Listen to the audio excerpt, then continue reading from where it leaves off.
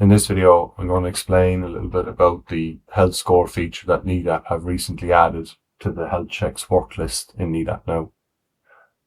When you access your health checks work list, you'll see that there's a new column been added here called health score. Clicking on the column header will reorder the list from largest, smallest, or the smallest to largest, which is the same for any column anywhere in the system.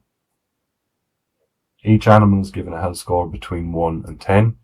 The higher the health score, the better. The lower the health score indicates that the animal has had a more significant change from our average behaviour.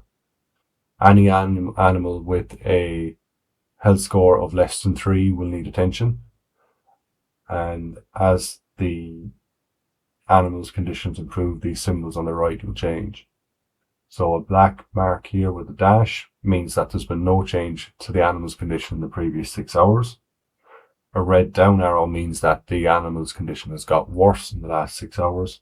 And an up arrow means that the animal's condition has improved in the last 6 hours. So in this instance here for 4281, that animal's health score has improved by 2 in the previous 6 hours. That improvement is probably because the grey line here, the cow's inactive time, has decreased and its ruminating time here has increased.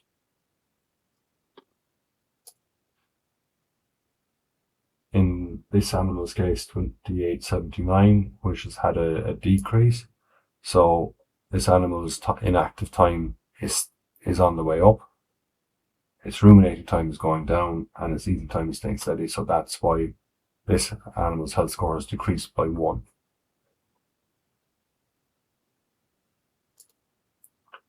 So overall, the health score gives you another metric to make it easier to identify which cows may need attention. So a cow can still show up as urgent if she has been inactive for more than 6 hours. But for animals where they've been marked to check, the health score lets you decide which cows you need to go and look at and which cows are less likely to need attention.